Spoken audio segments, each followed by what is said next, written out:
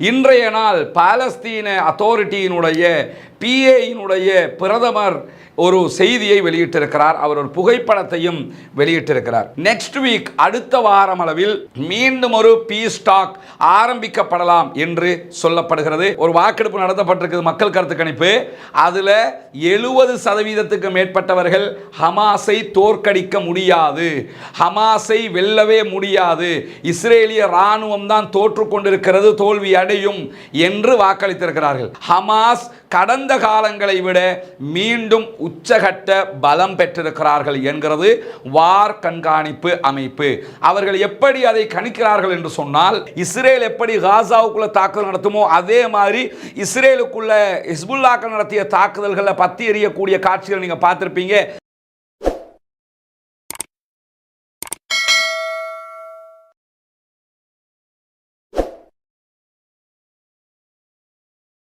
அஸ்ஸலாமு அலைக்கும் வரஹ்மத்துல்லாஹி வபரகாத்துஹு. அன்பிற்கினிய சகோதர சகோதரிகளே, காசா தொடர்பான 231 நாட்களாக என்னவெல்லாம் நடந்திருக்கிறது என்பதை நேற்று வரைக்கும் நம்மெல்லாம் பார்த்திருக்கிறோம். இன்றைய நாளில் 232வது நாளாக என்ன நடந்திருக்கிறது காசாவில் என்கிற செய்திகளையும், அதையொட்டி என்னவெல்லாம் நடக்கிறது என்கிற செய்திகளையும் தான் தற்போது பார்க்க இருக்கிறோம். இன்றைய செய்திகளுக்கு உள்ளே நம்ம போறதுக்கு முன்னாடி ஒரு முக்கியமான இன்னொரு செய்தியையும் பார்த்து கொள்ள வேண்டி இருக்கிறது. அதாவது நமக்கெல்லாம் தெரியும், வரலாற்றில் பல நாடுகள் ஆக்கிரமிக்கப்பட்டிருக்கிறது. குறிப்பாக ஈராக் மீதான அமெரிக்காவினுடைய ஆக்கிரமிப்பு உலக வரலாற்றில் ஒரு முக்கிய இரத்த களரியை உண்டாக்கிய ஒரு ஆக்கிரமிப்பாக பார்க்கப்படுகிறது. அதே போல ஆப்கானிஸ்தான் மீதான அமெரிக்காவினுடைய ஆக்கிரமிப்பாக இருக்கலாம், அதற்கு முந்தைய ரஷ்யாவினுடைய ஆக்கிரமிப்பாக இருக்கலாம்.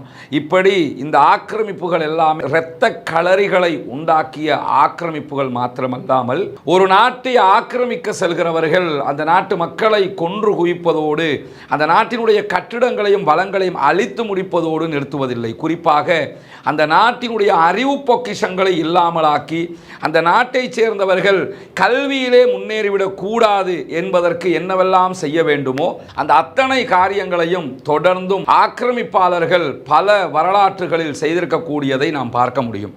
அந்த அடிப்படையில் ஸ்பெயின் ஆக்கிரமிக்கப்பட்ட நேரத்தில் ஸ்பெயினில் இருந்த இஸ்லாமியர்களுடைய பல புத்தகங்கள், அறிவு பொக்கிஷங்கள் தண்ணீரிலே எடுத்து வீசப்பட்டது, அழிக்கப்பட்டது, ஆறுகளில் தூக்கி வீசப்பட்டது என்கிற வரலாறுகளை எல்லாம் நாம் ஏற்கனவே பார்த்திருக்கிறோம். ஈராக்கை ஆக்கிரமிக்கிற நேரத்தில் ஈராக்கினுடைய பக்தாது நூலகம் மொத்தமாக தீ வைத்து எரிக்கப்பட்டது, மொத்தமாக அழிக்கப்பட்டது. பண்டைய காலங்கள் முதல் தொகுக்கப்பட்டிருந்த பல சுவடிகள், பல புத்தகங்கள் அந்த தீவைப்பிலே அழித்து நொறுக்கப்பட்டது என்கிற செய்திகளை எல்லாம் நாம் வரலாறில் பார்த்திருக்கிறோம். அந்த வகையில் தற்போது காசாவுக்குள்ள நடக்கக்கூடிய இந்த தாக்குதல்களை நம்ம எடுத்துக்கிட்டோம்னா, காசாவில் பொதுமக்களை கொன்று குவிப்பதைப் போல, கட்டிடங்களை அழித்து நொறுக்குவதைப் போல, பல்கலைக்கழகங்களையும் மாணவர்களுடைய சொத்துக்களாக இருக்கிற புத்தகங்களையும் பாடசாலைகளையும் கூட விட்டு வைக்காமல் மொத்தமாக அழித்து கொண்டிருக்கிறது இஸ்ரேலிய ஆக்கிரமிப்பு பயங்கரவாத இராணுவம். இன்றைய நாள் பாலஸ்தீன அத்தாரிட்டியினுடைய PA பிரதமர் ஒரு செய்தியை வெளியிட்டிருக்கிறார். அவர் ஒரு புகைப்படத்தையும் வெளியிட்டிருக்கிறார். இந்த புகைப்படத்தை நீங்கள் பார்த்தீங்கன்னு சொன்னால், இஸ்ரேலிய ஆக்கிரமிப்பு பயங்கரவாத இராணுவத்தை சேர்ந்த ஒருவன் ஒரு புத்தகத்தை புரட்டி படிக்கிற மாதிரி இருக்கும். அதே நேரத்தில் பின்னால் இந்த புத்தகங்கள் தீ வைக்கப்பட்டிருக்கிறது, எரிந்து நாசமாக்கப்படுகிறது, மொத்தமாக இந்த லைப்ரரி அழிக்கப்பட்டிருக்கிறது என்கிற செய்திகள் பின்னால் வெளியாகி இருக்கிறது. இது காசாவில் இருக்கக்கூடிய அல் அக்ஸா பல்கலைக்கழகத்தினுடைய நூலகம் எரிக்கப்பட்ட காட்சியை தான் இன்றைக்கு அவர் வெளியிட்டிருக்கிறார். இந்த காட்சிகளை பார்க்கும்போதெல்லாம் நம்ம யோசிக்க வேண்டிய ஒரே விஷயம் என்னன்னா, புத்தகங்களையும் அறிவு சார்ந்த விவகாரங்களையும் கூட விட்டு வைக்காமல் அளிக்கிறவர்கள் எதிர்காலத்தில் இந்த சமூகத்தை சேர்ந்தவர்கள் கல்வியிலே முன்னேறிவிடக் கூடாது என்பதற்கான மிக திட்டமிட்ட செயல்பாடுகளைத்தான் முன்னெடுக்கிறார்கள் என்பது நமக்கெல்லாம் தெரியும். அதனால் தான் காசாவில் இருக்கக்கூடியவர்கள் பாலஸ்தீன மக்கள் கல்வியில் முன்னேறிவிடக் கூடாது என்பதற்கு பல ஆண்டு கால திட்டமிட்டு இஸ்ரேல் செயல்பட்டு வந்தாலும், ஆனால் இன்றைய நாட்களில் இஸ்ரேலுக்கு எதிரான பாரிய யுத்தத்தில் பங்கெடுத்திருக்கக்கூடிய இருக்கக்கூடிய சுதந்திர போராளிகளை பொறுத்தவரையில், அவர்களுடைய இன்ஜினியரிங் படையணியை பொறுத்தவரையில் ஆன்மீக கல்வியிலும் உலக கல்வியிலும் உச்சம் தொட்டவர்களாக இருக்கிறார்கள்.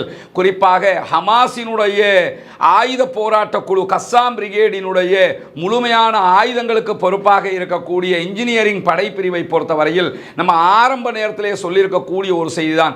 200க்கும் மேற்பட்டவர்கள் இன்ஜினியர்கள் அதிலே செயல்படுவதாக சொல்லப்படுகிறது. இன்றைக்கு 232 நாட்களாகியும் கஸ்ஸாம் பிரிகேடினுடைய ஆயுத தொழிற்சாலைகள் மூடப்படவில்லை என்கிறது கஸ்ஸாம் பிரிகேட். அப்படி இருக்கும்போது இந்த ஆயுத தொழிற்சாலைகள் நின்று இஸ்ரேலுக்கு எதிரான புதிய புதிய கண்டுபிடிப்புகளை உண்டாக்கி புதுவிதமான தாக்குதல்களை எல்லாம் நெறிப்படுத்தக்கூடிய இன்ஜினியரிங் படைப்பிரிவிலே 200க்கும் மேற்பட்டவர்கள் இருப்பதாகவும் அவர்கள் அத்தனை பேரும் திருமறை குர்ஆனை மரணமிட்ட ஹாஃபில்கள் என்றும், இதே நேரத்தில் உலக கல்வியிலும் பல முன்னேற்றங்களை அடைந்தவர்கள், இன்ஜினியரிங் முடித்தவர்கள், அதை தாண்டிய பல கண்டுபிடிப்பாளர்கள் என்கிற செய்திகள் எல்லாம் தொடர்ந்து வெளிவருகிற காட்சிகளை நம்ம பார்க்க முடியும். புத்தகங்களை எரிப்பதால், பல்கலைக்கழகங்களை அழிப்பதால் அல்லது மாணவர்களை கொன்று குவிப்பதால் ஒரு அறிவு வளர்ச்சியை தடுத்துவிட முடியும் என்று இஸ்ரேல் நினைக்குமாக இருந்தால் அதுவும் அவர்களுடைய மிகப்பெரிய முட்டாள்தனங்களில் ஒன்றாகத்தான் இருக்கும் என்பதிலே எவ்விதமான சந்தேகமும் கிடையாது. இந்த காட்சியை பார்க்கும்போது ரொம்பவே மன வேதனைக்குரிய ஒரு காட்சியாகவும் இருக்கிறது. ஒவ்வொரு புத்தகங்களையும் பாரம்பரிய நூல்களையும் தேடி எடுப்பதற்கு ஒவ்வொரு பல்கலைக்கழகங்களும் ஒவ்வொரு நூலகங்களும் என்ன பாடுபடுவார்கள், என்ன கஷ்டங்களை சுமப்பார்கள் என்பதுதான் இந்த உலகத்திலே இருக்கிற கற்றறிந்த அறிஞர்கள் அத்தனை பேருக்கும் தெரியும். இருப்பினும் இவைகள் இன்றைக்கு அளிக்கப்பட்டிருக்கிறது. இஸ்ரேலுடைய வக்கிர புத்தி இதிலும் காட்டப்பட்டிருக்கிறது என்கிற செய்திகளை முதன்மையாக நாம் தெரிந்து கொள்ளுகிற அதே நேரத்தில் நமக்கெல்லாம் தெரியும், நேற்றைய தினம் ICJ என்கிற இன்டர்நேஷனல் கோர்ட் ஆஃப் ஜஸ்டிஸ் ஒரு முக்கியமான தீர்ப்பை வெளியிட்டிருந்தது. அந்த தீர்ப்பு தான் ரஃபா மீதான இஸ்ரேலுடைய தாக்குதல்கள் நிறுத்தப்பட வேண்டும், ஒரு மாதத்திற்குள்ளாக அது தொடர்பான அறிக்கைகள் தரப்பட வேண்டும், காசாவுக்குள் முழுமையான உணவுகள் சென்றடைவதற்கான ரஃபாவினுடைய வாசல்கள் திறக்கப்பட வேண்டும் என்பதெல்லாம் இவர்களுடைய ஆர்டரில் இருக்கிறது. ஆனாலும் இந்த எந்த விதமான கட்டளைகளையும் கண்டிப்பாக இஸ்ரேல் நிறைவேற்றாது என்பதிலே எந்த மாற்று கருத்தும் கிடையாது. நிறைவேற்றாத பட்சத்திலும் இன்ஷா அல்லாஹ் சுதந்திர பாலஸ்தீனம் சாத்தியப்படுகிற நேரத்தில் கண்டிப்பாக இதுவெல்லாம் இஸ்ரேலுக்கு எதிராக தலைமேல் கத்தியாக சட்ட ரீதியாக வந்து நிற்கும் என்பதிலும் எவ்விதமான மாற்று கருத்துக்களும் கிடையாது. இஸ்ரேலுக்கு எதிரான ICJயினுடைய தீர்ப்பை உடனடியாக இஸ்ரேல் கடைபிடிக்க வேண்டும், ரஃபா மீதான தாக்குதல்களை நடத்த வேண்டும் என்று இன்றைக்கு ஐரோப்பிய நாடுகள் எல்லாம் கோரிக்கை விடுத்துக் கொண்டிருக்கிறது. அரபு நாடுகள் கோரிக்கை விடுத்துக் கொண்டிருக்கிறது. குறிப்பாக ஸ்பெயின் இன்றைக்கு வெளிப்படையாகவே ரஃபா மீதான தாக்குதலை நீங்கள் நிறுத்தி ICJயினுடைய தீர்ப்புக்கு மரியாதை செலுத்துங்கள் என்கிற கோரிக்கையும் இன்றைக்கு ஸ்பெயின் வெளியிட்டிருக்கிறார்கள். நமக்கு தெரியும், ஸ்பெயின் எல்லாம் ஆரம்பத்தில் இருந்தே ப்ரோ இஸ்ரேலியனாக, இஸ்ரேலுக்கு ஆதரவாக, மிகவும் ஆதரவாக செயல்பட்ட நாடுகள். இன்றைக்கு அல்லாஹ்வினுடைய அருளால் ஸ்பெயினே முன்வந்து பாலஸ்தீனத்தை தனிநாடாக 28ஆம் தேதிக்கு முன்பதாக அறிவிக்க இருக்கிறது. அதே நேரத்தில் ரஃபா தாக்குதலை நிறுத்த வேண்டும் என்கிற கோரிக்கைகளை தொடர்ந்து வலியுறுத்தியது. இன்றைக்கும் அவர்கள் வலியுறுத்தி கொண்டிருக்கிறார்கள். சர்வதேச மட்டத்திலே பாலஸ்தீனத்திற்கு ஏற்படக்கூடிய ஆதரவு தளங்களாக இதுவெல்லாம் மாறி இருக்கிற அதே நேரம் ICJயினுடைய தீர்ப்புகளை நாங்கள் கிஞ்சிற்றும் கணக்கெடுக்க மாட்டோம், ரஃபா மீதான தாக்குதல்கள் தொடரும் என்று அறிவித்திருக்கிறது இஸ்ரேலிய ஆக்கிரமிப்பு பயங்கரவாத ராணுவம். இதெல்லாம் நம்ம எதிர்பார்த்தது தான். ஆனா இதுல ஒண்ணு நம்ம என்ன புரிஞ்சுக்கிறோம்னு கேட்டா, இவ்வளவு சொல்லியும் கேட்காம தாக்குதல் நடத்துகிறானே என்று ஆதங்கப்படுவோமா இல்லையா? ஆதங்கப்படுகிற ஒவ்வொரு நிமிடமும் ஒன்றை புரிந்து கொள்ளுங்கள், இவர்களுடைய இந்த அடாவடித்தனமான தாக்குதல்கள் சர்வதேச மட்டத்தில் பொதுமக்கள் மத்தியில் சர்வதேச நாடுகளுக்கு பாரிய அழுத்தங்களை கொடுத்து கொண்டிருக்கிறது. மாணவர்கள் மத்தியில் பாரிய அழுத்தங்களை இது உண்டாக்கி கொண்டிருக்கிறது. காரணம் என்னன்னா, எவன் சொன்னாலும் கேட்க மாட்டேன், இன்டர்நேஷனல் கோர்ட் ஆஃப் ஜஸ்டிஸ் சொன்னா கூட நீ கேட்க மாட்டேன்னு சொன்னா உன்னை யார் மதிக்கணும்? உன்னை எதுக்கு நாங்கள் மதிக்கணும்? நீ எப்படி உண்மை பேசக்கூடியவனாக இருப்ப? நீ அநியாயக்காரன் தான். ஜியோனிசம் என்றாலே அநியாயக்காரர்கள், அக்கிரமக்காரர்கள், கொலைகாரர்கள், கொலை வெறி பிடித்தவர்கள் என்பதை இன்றைக்கு உலகத்திற்கு காட்டிக் கொண்டிருக்கிறார்கள் இஸ்ரேலிய ஆக்கிரமிப்பு பயங்கரவாத இராணுவம் என்கிற செய்திகளையும் நம்ம புரிந்து கொள்ள வேண்டி இருக்கிறது. இப்படியான நேரத்தில் தான் நெக்ஸ்ட் வீக், அடுத்த வாரம் அளவில் மீண்டும் ஒரு பீஸ் டாக் ஆரம்பிக்கப்படலாம் என்று சொல்லப்படுகிறது. குறிப்பாக CIA டிரெக்டர், அமெரிக்காவினுடைய உளவு பிரிவினுடைய டிரெக்டரும் மொசாதினுடைய டிரெக்டரும் இன்றைய நாளில் கத்தாருக்கு விஜயம் செய்திருக்கிறார்கள். கத்தாருடைய மன்னரை அவர்கள் சந்திக்க இருக்கிறார்கள். சந்தித்து அவரோடு பேச்சுவார்த்தைகளை நடத்த இருக்கிறார்கள். கத்தாருடைய பிரதமர் ஒப்புக்கொள்ளுகிற பட்சத்தில் மீண்டும் கத்தாருடைய அதிகாரிகளும் மொசாதுடைய அதிகாரிகளும் CIA அதிகாரிகளும் எகிப்துக்கு விரைவதற்கான வாய்ப்பு இருக்கிறது. எகிப்துக்கு அவர்கள் வந்ததற்கு பிறகு ஹமாஸும் அதே நேரத்தில் இஸ்லாமிக் ஜிஹாத் மூவ்மெண்ட்டும் பேச்சுவார்த்தையில் பங்கெடுப்பதற்கான வாய்ப்புகள் இருக்கிறது. எது எப்படி போனாலும் விரைவில் ஒரு சமாதான உடன்படிக்கை வர வேண்டும் என்பதுதான் உலகத்தில் இருக்கக்கூடிய மனிதநேய விரும்பிகள் அத்தனை பேருடைய எதிர்பார்ப்பாக இருக்கிறது. அதே நேரம் பாலஸ்தீனம் பாலஸ்தீனர்களுக்கு உரியது என்கிற ஒட்டுமொத்த ஒப்பந்தத்தோடு தான் அது வந்து சேர வேண்டும் என்பதையும் ஹமாஸ் சொல்லுகிற விதத்திலேயே உலகத்தில் இருக்கக்கூடிய அனைத்து மனிதநேய விரும்பிகளும் விரும்புகிறார்கள் என்பதையும் நாம் புரிந்து கொள்ள கடமைப்பட்டிருக்கிறோம். பொறுத்திருந்து பார்ப்போம். நெக்ஸ்ட் வீக், அடுத்த வாரம் அளவில் இந்த பேச்சுவார்த்தைகள் ஆரம்பிக்கப்பட இருப்பதான செய்திகள் இன்றைக்கு வெளியாகி இருக்கிற அதே நேரத்தில் இன்றைய தினம் இஸ்ரேலுடைய சேனல் 12 தொலைக்காட்சிக்காக மிட்காம் என்கிற அமைப்பு சார்பாக ஒரு வாக்கெடுப்பு இஸ்ரேலுக்குள் நடத்தப்பட்டிருக்கிறது. இஸ்ரேலிய மக்களுக்கு மத்தியிலே நடத்தப்பட்டிருக்கக்கூடிய வாக்கெடுப்பில் வெளியாகி இருக்கக்கூடிய தீர்ப்புகளை பார்த்தால் இஸ்ரேலிய மக்கள் எவ்வளவு தூரம் இஸ்ரேலிய அரசாங்கத்துக்கு எதிரானவர்களாக மாறி இருக்கிறார்கள், இஸ்ரேலிய இராணுவத்துக்கு எதிரானவர்களாக மாறி இருக்கிறார்கள் என்பதை நாம் புரிந்து கொள்ள முடியும். குறிப்பாக இந்த மக்கள் கருத்து கணிப்பில் வெளியாகி இருக்கக்கூடிய தீர்ப்பு என்னன்னு சொன்னால் 67% இஸ்ரேலியர்கள் நெத்தனியாஹுவினுடைய அரசாங்கம் காசாவில் சிறைப்பிடிக்கப்பட்டிருக்கக்கூடியவர்களை விடுவிப்பதற்கான போதுமான முயற்சிகளை செய்யவில்லை, அவர்களால் விடுவிக்க முடியாது என்று நம்புகிறார்கள் 67% என்கிற செய்திகள் இன்றைக்கு மக்களுடைய கருத்து கணிப்பில் இஸ்ரேலியர்களே சொல்லியிருக்கக்கூடிய காட்சிகளை நம்ம பார்க்க முடியும். இஸ்ரேலியர்கள் நம்புவதை போல அந்த கருத்து கணிப்பின் அடிப்படையை போலவே அவர்கள் குறித்த சிறை வைக்கப்பட்டிருக்கக்கூடியவர்களை மீட்டெடுக்க வேண்டும் என்றால் பாலஸ்தீனத்திற்கு சுதந்திரம் கொடுப்பதாக இருந்தால் மாத்திரம்தான் அது சாத்தியம் என்பதை இஸ்ரேலியர்களே புரிந்து கொள்ளுகிற நிலை தற்போது உருவாகி இருக்கிறது. அதே நேரத்தில் வாக்களித்திருக்கக்கூடிய மக்கள் 30% மட்டும்தான் இந்த யுத்தத்தில் ஹமாஸை தோற்கடிப்பதற்கு ஒரு சில வாய்ப்புகள் இருக்கிறது என்று நம்புகிறார்களாம். ஒரு வாக்கெடுப்பு நடத்தப்பட்டிருக்கிறது, மக்கள் கருத்து கணிப்பு. அதில் 70% மேற்பட்டவர்கள் ஹமாஸை தோற்கடிக்க முடியாது, ஹமாஸை வெல்லவே முடியாது, இஸ்ரேலிய இராணுவம் தான் தோற்று கொண்டிருக்கிறது, தோல்வி அடையும் என்று வாக்களித்திருக்கிறார்கள். வெறும் 30% மட்டும்தான் இஸ்ரேலிய இராணுவம் ஹமாஸை வெல்வதற்கு வாய்ப்பு இருக்கிறது என்று நம்பி இருக்கிறார்கள்.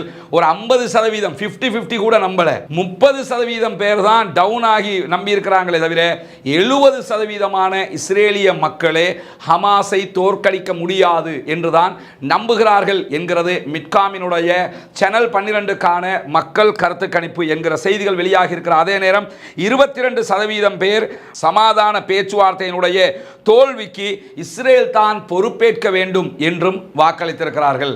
சமாதான பேச்சுவார்த்தை தோல்வி அடையுது, அதுக்கு காரணம் இஸ்ரேல் தான் என்று இவர்கள் வாக்களித்திருக்கிற அதே நேரம் 48% மக்கள் வார் கவுன்சிலுடைய வார் கேபினட்டினுடைய முக்கியமான அமைச்சராக இருக்கிற பென்னி காட்ஸ் உடனடியாக பதவி விலக வேண்டும் என்று அறிவித்திருக்கிறார்கள். இந்த ஆளை பொறுத்தவரையில் நம்ம அடுத்து பிரதமராகணும்னுலாம் கனவு காண்ற ஒரு ஆளிவன், இவனை பதவி விலகு, ஒன்னால ஒன்றுக்கு உதவாது, நீதான் இவ்வளவு நாசமாக்குறன்னு சொல்லி மக்கள் தெரிவித்திருக்கிறார்கள் என்கிற கருத்து கணிப்புகளும் இன்றைக்கு வெளியாகி இருக்கிறது என்கிற செய்திகள் வந்திருப்பது மட்டுமல்லாமல் இன்றைய தினம் வார் கண்காணிப்பு அமைப்பு, இந்த யுத்தங்களை எல்லாம் கண்காணிக்கக்கூடிய அமைப்புகள் ஒரு முக்கியமான செய்தியை வெளியிட்டிருக்கிறார்கள். CTP அதே நேரத்தில் ISW ஆகியவை வெளியிட்டிருக்கக்கூடிய ஒரு முக்கியமான செய்தி இருக்கிறது. அது என்ன செய்தி என்று சொன்னால், ஹமாஸ் கடந்த காலங்களை விட மீண்டும் உச்சகட்ட பலம் பெற்றிருக்கிறார்கள் என்கிறது வார் கண்காணிப்பு அமைப்பு. அவர்கள் எப்படி அதை கணிக்கிறார்கள் என்று சொன்னால், இதுவரைக்கும் நமக்கு தெரியும் ரஃபாவில் யுத்தம் நடைபெற்று வருகிறது. அதே நேரத்தில் நார்த்து காசா பகுதிகள், வடக்கு காசா பகுதிகளிலையும் யுத்தம் நடைபெற்று வருகிறது. இப்படி 2 தரப்பிலையும் யுத்தங்கள் நடைபெற்று வருகிறது. இந்த யுத்தம் ஆரம்பிக்கப்பட்டதோட நீங்கள் செய்திகளில் பார்த்துருப்பீங்க, நார்த்து காசாவை பிடிச்சிட்டாங்க, அதுக்கு பிறகு சென்ட்ரல் காசாவை பிடிச்சிட்டாங்க, சவுத்து காசாவுக்கு வந்துட்டாங்க, கான் யூனுஸை பிடிச்சிட்டாங்க, இப்போ ரஃபாவை பிடிக்க வந்துக்கிட்டு இருக்கிறாங்க என்றுதான் ஊடகங்கள் செய்தி சொன்னது. அங்கே எதையுமே பிடிக்கலை. யுத்தங்கள் நிரந்தரமாக நடைபெற்று வருகிறது. குறிப்பாக ரஃபாவுக்குள்ளே இஸ்ரேல் நுழைய ஆரம்பிக்கும் போது, ரஃபாவுக்குள் நுழைவது நீங்கள் மரணத்தை நீங்களாக தேடிக்கொள்வது என்று சொல்லி தெளிவாக ஹமாஸ் அறிவித்திருந்த நேரம், இவங்க ரஃபாவுக்குள்ள நுழைகிறதுக்கு எத்தனிக்கும் போது உடனடியாக ஜபாலியா பகுதியில், நார்த்து காசா பகுதிகளில் யுத்தத்தை உச்சகட்டத்திற்கு மாற்றி இருக்கிறது ஹமாஸ். குறிப்பாக இந்த வார் கண்காணிப்பு அமைப்பு என்ன சொல்லுதுன்னு கேட்டால், இஸ்ரேலிய ஆக்கிரமிப்பு பயங்கரவாத இராணுவம், பயிற்சி பெற்ற இராணுவம் இருக்குதா இல்லையா, பயிற்சி பெற்ற இராணுவத்தை மிஞ்சுகிற அளவுக்கு பலம் பொருந்தியவர்களாக, பயிற்சி எடுத்தவர்களாக, நுணுக்கமாக அவர்கள் சண்டையிடுகிறார்கள், இஸ்ரேலோடு ஹமாஸினர் சண்டையிடுகிறார்கள் என்கிற செய்திகளையும் அவங்க வெளியிட்டிருக்கிறது. மட்டுமல்லாமல் அவங்க சொல்லியிருக்கக்கூடிய ஒரு முக்கியமான செய்தி என்னன்னு சொன்னால், ஹமாஸ் ஒரு புதுவிதமான வழிமுறையை கடைபிடிக்கிறது. எப்படி கடைபிடிக்கிறாங்கன்னு சொன்னால், இந்த யுத்தத்தில் குறிப்பாக காசாவில் இருக்கக்கூடிய நார்த் காசாவில் ஜபாலியாவில் ஹமாஸை அழிக்க முடியாமல் இருப்பதற்கான அடிப்படை காரணமாக எது அமைந்திருக்கிறது என்றால், சண்டைக்காக தனியான இடங்களை அவர்கள் அமைத்திருக்கிறார்கள். சண்டைக்கு தனியான இடங்கள் அமைச்சிருக்கிறாங்க. எப்படிங்கிறதையும் அவங்க வழங்கப்படுத்துறாங்க. எப்படின்னு கேட்டால், யுத்தம் நடக்கும்போது வலமையில் ஹமாஸ் பங்கர்னால் வெளியே வரும், வெளியே வந்து பங்கருக்கு வெளியே வந்து இருக்கக்கூடிய இஸ்ரேல் இராணுவத்தை தாக்குவாங்க, தாக்கிட்டு திரும்ப பங்கருக்குள்ளே போயிடுவாங்க. இப்படித்தான் ஹமாஸ் வலமையாக செயல்பட்டு வந்தார்கள். ஆனால் தற்போது ஹமாஸ் அப்படி செயல்படவில்லை. ஜபாலியாவில், மற்ற இடங்கள் அப்படித்தான். ஜபாலியாவில் எப்படி செயல்படுகிறார்கள் என்றால், அவர்கள் தரைக்கு வெளிப்படையாக வருவது இல்லை. அவர்களுடைய பங்கர்களிலிருந்து ஏதாவது தாக்கப்பட்டு அழிக்கப்பட்ட ஒரு கட்டிடத்திற்குள் வெளியாகிறார்கள். ஒரு கட்டிடம் தாக்கப்பட்டு அழிக்கப்பட்டிருக்குங்க, அதுக்குள்ள பங்கருக்கால வெளியே வந்துருவாங்க. அதுக்கு வாசல் வச்சிருப்பாங்க போல, அதுக்கால வெளியே வந்துருவாங்க. வெளியே வந்து அட்டாக் பண்ணிட்டு அதுக்கு உள்ள போய் மீண்டும் என்ன பண்ணுவாங்கன்னு கேட்டால், அவங்களோட மெயின் பங்கருக்குள்ள போயிடுவாங்க. எனவே மீண்டும் அவர்களை துரத்தி கொண்டு போனாலும் பங்கருக்குள் நுழைய முடியாது. நுழைவதற்கு இஸ்ரேலிய ஆக்கிரமிப்பு பயங்கரவாத இராணுவம் அச்சப்படுகிறது. அதிலும் குறிப்பாக அவர்கள் வெளியே வந்து உள்ளே நுழைகிற இடம் குறுகலான இடமாக இருக்கிறது. பங்கர் விசாலமானது, பெரிய இடமாக இருக்கும். நம்ம ஏற்கனவே அந்த பங்கரை பற்றி எல்லாம் காட்டி இருக்கிறோம். அது லேண்ட் குரூசரே உள்ள போகிற அளவுக்கு பெரிய பங்கர் அது. அப்படி இருக்கும்போது வெளியே வந்து தாக்குதல் நடத்துறாங்கல்ல, அந்த தாக்குதல் நடத்தக்கூடிய பங்கரை பொறுத்தவரையில் குறுகலான சின்ன ஓட்டைகளுக்குள்ள வெளியே வர்றாங்க. வெளியே வந்து அட்டாக் பண்ணிட்டு அந்த ஓட்டை காலம் என்ன செய்யறாங்கன்னா உள்ள நுழைஞ்சிடுறாங்க. நுழைஞ்சாங்கன்னா அதுக்குள்ள இராணுவத்துக்கு நுழைய முடியாமலும் இருக்கிறது. நுழைந்தாலும் அவர்கள் செத்து மடிகிறார்கள். எனவே ஒன்றும் செய்ய முடியாமல் திகைத்து கொண்டிருக்கிறது ஜபாலியாவிலே இஸ்ரேலிய ஆக்கிரமிப்பு பயங்கரவாத இராணுவம். இது இஸ்ரேலுக்கு எதிராக ஹமாஸ் தற்போது அமைத்திருக்கக்கூடிய புதிய வியூகமாக இருக்கிறது என்று சொல்லக்கூடிய அதே நேரத்தில் மே 11ஆம் தேதி முதல் இதுவரைக்கும் ஜபாலியாவிலே சண்டையிட்டு வரக்கூடிய இஸ்ரேலிய படைகள் ஜபாலியா முகாம் பகுதிகளில் செயல்படக்கூடிய கஸ்ஸாம் பிரிகேடை சேர்ந்தவர்கள் ரொம்ப தைரியமாக செயல்படுகிறார்கள் என்று சொல்வதாக வார் கண்காணிப்பு அமைப்பே இன்றைக்கு தெரிவித்திருக்கிறார்கள். வேற யாரும் சொல்லலையா? அவங்களே என்ன சொல்றாங்கன்னு கேட்டா, இஸ்ரேலிய ஆக்கிரமிப்பு பயங்கரவாத ராணுவமே என்ன சொல்லுதுன்னா, நாங்க நார்த் காசாவில் இதுக்கு முன்னாடி சண்டை பிடிச்சிருக்கிறோம், சென்ட்ரல் காசாவில் சண்டை பிடிச்சிருக்கிறோம், மற்ற இடங்கள் எல்லாம் சண்டை பிடிச்சிருக்கிறோம். ஆனா இப்ப ஜபாலியாவில் ஹமாஸ் செயல்படுகிற மாதிரி எப்பயுமே செயல்படலை. அவ்வளவு துல்லியமாக தைரியமாக செயல்படுகிறார்கள். அவர்களை எதிர்கொள்ள முடியாமல் இருக்கிறது என்று சொல்லி வெளிப்படையாகவே இஸ்ரேலிய டயப்பர் ஃபோர்சஸ் என்று நெட்டிசன் செல்லமாக அழைக்கப்படக்கூடிய இஸ்ரேலிய டிஃபென்ஸ் ஃபோர்சஸ் தெரிவித்திருக்கிறார்கள். அவங்க அப்படித்தானே, பெம்பஸ் ஃபோர்சஸ் தானே, அவங்க டயப்பர் ஃபோர்சஸ் தானே, அதை அவங்க கிண்டலாக நெட்டிசன் சொல்லுவாங்க. அதே மாதிரி இப்போ அவங்களே சொல்லியிருக்கிறாங்க, எங்களுக்கு ஹமாஸை எதிர்கொள்ள முடியாமல் இருக்குது, ஜபாலியாவில் உச்சகட்ட தாக்குதல் நடத்தி கொண்டிருக்கிறார்கள் என்பது மட்டுமல்லாமல் காசாவினுடைய மற்ற பகுதிகளில் நடந்த சண்டைகளுக்கும் தற்போது ஜபாலியாவில் நடக்கக்கூடிய சண்டைகளுக்கும் பாரிய வித்தியாசம் இருப்பதாக வார் கண்காணிப்பு அமைப்பு சொல்வது மட்டுமல்லாமல் ஜபாலியாவை கட்டுப்படுத்துவதற்கு 2 வார காலமாக இஸ்ரேலிய ஆக்கிரமிப்பு பயங்கரவாத இராணுவம் போராடி கொண்டிருக்கிறது.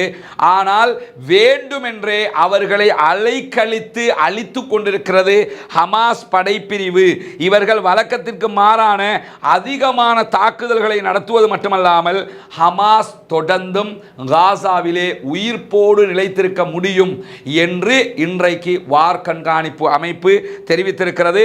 இந்த ஜபாலியாவினுடைய தாக்குதல் ஹமாஸை அழிக்க முடியாது என்பதை திட்டத்தெளிவாக உணர்த்துவதாக சொல்லிக் கொண்டிருக்கேன்னா, நடந்த யுத்தத்தை நீங்கள் பார்த்தீங்கன்னா கிட்டத்தட்ட 232வது நாளில் நிற்கிறோம்ல. இந்த 232 நாட்களில் இந்த 17 நாட்கள், இந்த மே மாதம் 11ஆம் தேதியிலிருந்து ஆரம்பித்து அதுக்கு பிறகு உண்டான இந்த நாட்கள் இருக்குதா இல்லையா, அந்த 11க்கு முன்னாடி ஒரு சில நாட்கள், அதுக்கு பிறகு உண்டான இந்த நாட்கள் ஜபாலியாவில் நடைபெறுகிற சண்டையைப் போல வேறு எங்கும் இஸ்ரேலிய இராணுவத்துக்கு எதிரான தாக்குதல்கள் நடைபெறவில்லை. இப்போ பின்னாடி நான் அந்த பட்டியலை சொல்லுவேன், பார்த்தீங்கன்னா ஆச்சரியப்பட்டுருவீங்க. ஜபாலியாவில் மூச்சு விட முடியவில்லை.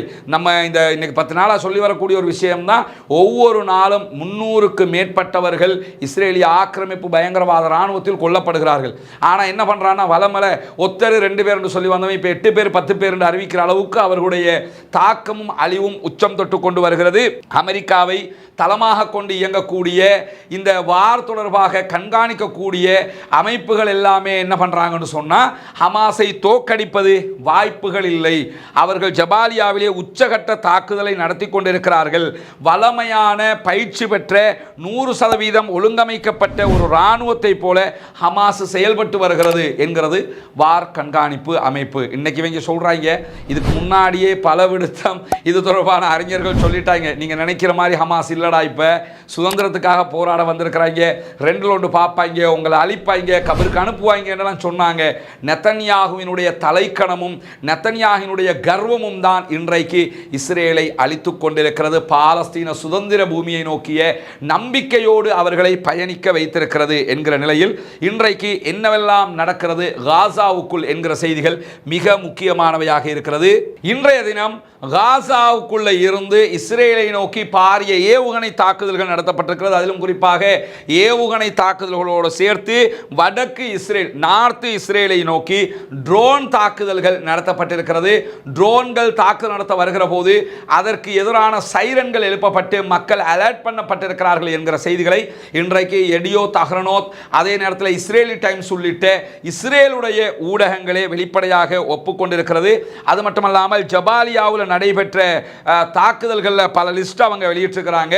அந்த லிஸ்ட்டுகளை நீங்கள் பார்த்தீங்கன்னா 2 இஸ்ரேலிய மெர்காவா டேங்குகளை நோக்கி ஜபாலியாவினுடைய ஆரம்ப பகுதிகளில் இன்றைக்கு கஸ்ஸாம் பிரிகேட் தாக்குதல் நடத்தி இருக்கிறார்கள்.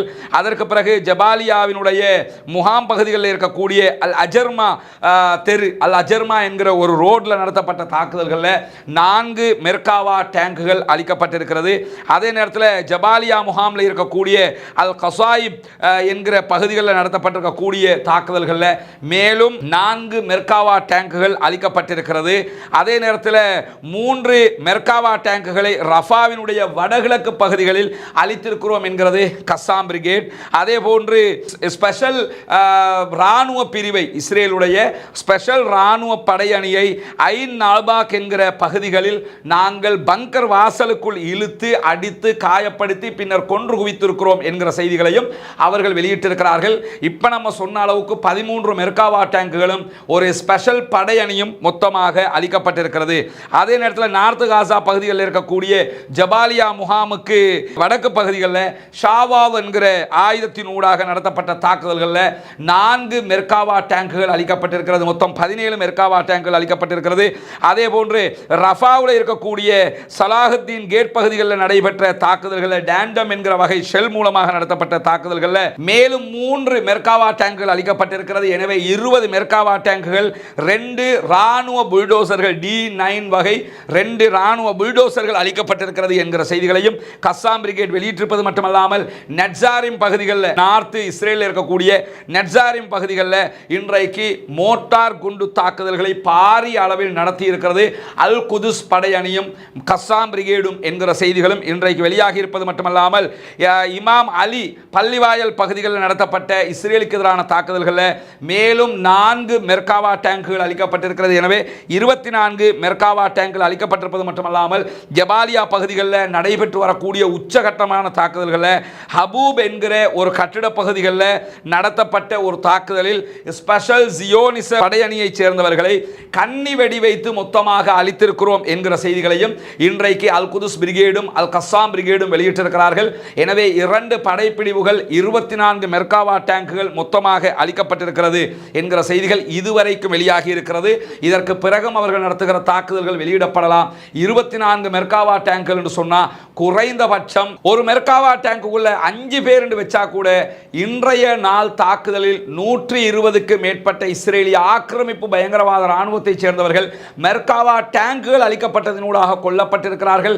2 முக்கியமான படைப்பிரிவுகள் இன்றைக்கு அளிக்கப்பட்டிருக்கிறது என்கிற செய்திகளையும் கஸ்ஸாம் பிரிகேட் வெளியிட்டிருக்கிற அதே நேரம் யமன்ல இருக்கக்கூடிய ஹூதிகளுக்கு எதிராக தாக்குதல்களை நாங்கள் நடத்தி கொண்டிருக்கிறோம் என்கிறது அமெரிக்கா பிரித்தானிய கடல்சார் பாதுகாப்பு அமைப்பு. இதே நேரத்தில் அமெரிக்காவுக்கும் பிரித்தானியாவுக்கும் எதிராக இன்றைக்கு குரூஸ் வகை ஏவுகணை தாக்குதல்களையும் ஹூதிகள் நடத்தி இருக்கிறார்கள் என்கிற செய்திகளும் வெளியாகி இருக்கிறது.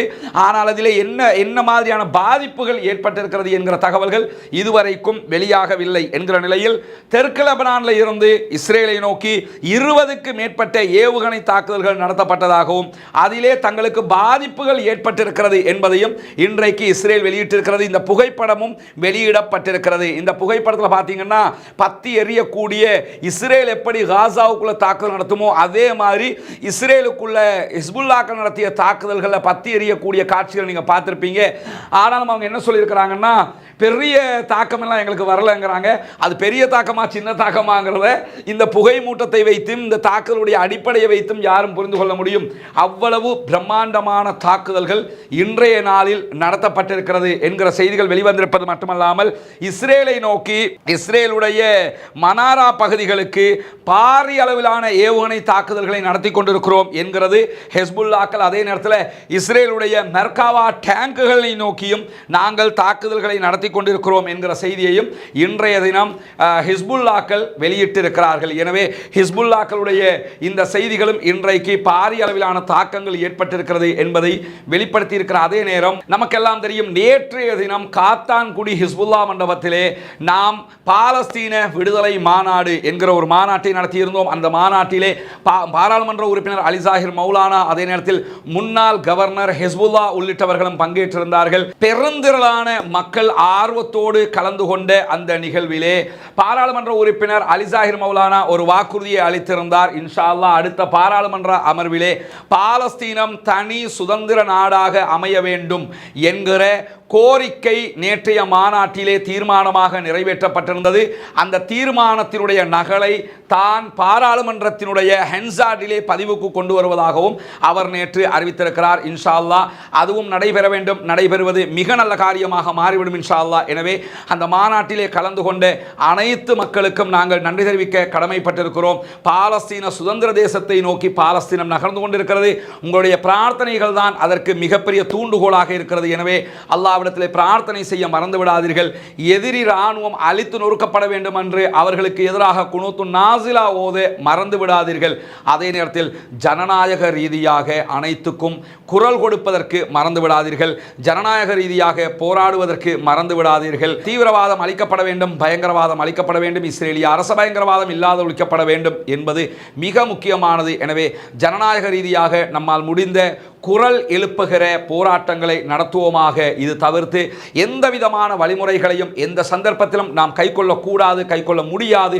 இஸ்லாம் அதற்கு அனுமதி தரவே இல்லை என்பதையும் நாம் புரிந்து கொள்ள கடமைப்பட்டிருக்கிறோம். எனவே அல்லாஹ்விடத்திலே கையேந்த மறந்து விடாதீர்கள், அல்லாஹ்விடத்திலே பிரார்த்திக்க மறந்து விடாதீர்கள் என்கிற செய்திகளையும் கூறி முடித்துக் கொள்கிறேன். வாஹ்ரு தஅவானா அனில் ஹம்துலில்லாஹி ரப்பில் ஆலமீன்.